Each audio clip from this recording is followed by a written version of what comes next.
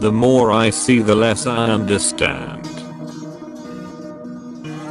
Each face and every house that I see on the roadsides every day makes lesser and lesser sense to me the more I see them.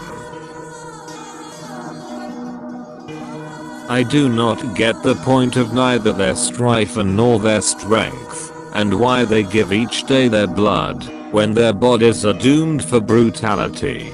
But then again, I'm looking at those starving beggars, as if they are my own kin, as if they too are people like you and me, and while their flesh may keep screaming for resemblance, I think they are not us.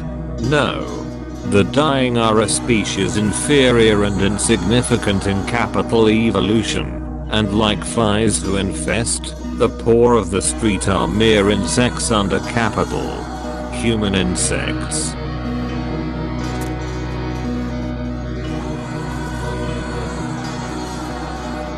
These human insects like flies are not surviving from one day to another. If they were surviving, the streets would always be screaming in blood and battle. These human insects are merely self-preserving from one day to the next. In fact, if you allow this anecdote to take over you, you might see far more similarities in flies and the poor than you can see in the poor and your own self. Like flies, the poor too want to infest on the scraps of our uneaten food with their filthy hands. Like flies, the poor also stick to our windows, and very rarely do they go away by a slight flick of our hands. These human insects live insignificant and meaningless lives of infesting on filth and consuming scraps, and thus like flies they do not die a human death, but just fall off into deadness, feasting like termites, living in filth like cockroaches, breeding like mosquitoes, and dying off like flies. The dying of the road are no humans of capital.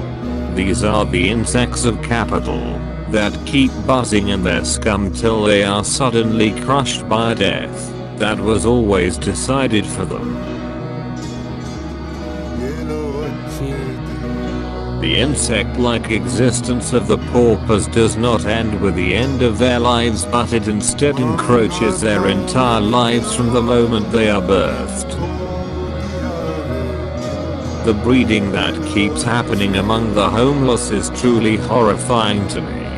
Why the fuck would anyone keep birthing newer and newer children into a world that does not even take the effort to feed the flesh of their parents? Why do they think that the flesh they produce will be cared for when their own flesh isn't? There certainly can be no larger narratives of family or love in the world of treacherous poverty. There is only blood, there is only famine, there is only death, and yet here we are, watching this insect writhe through its life, unable, incapable and unwanting to save it. Ah well, at least it made for some interesting content.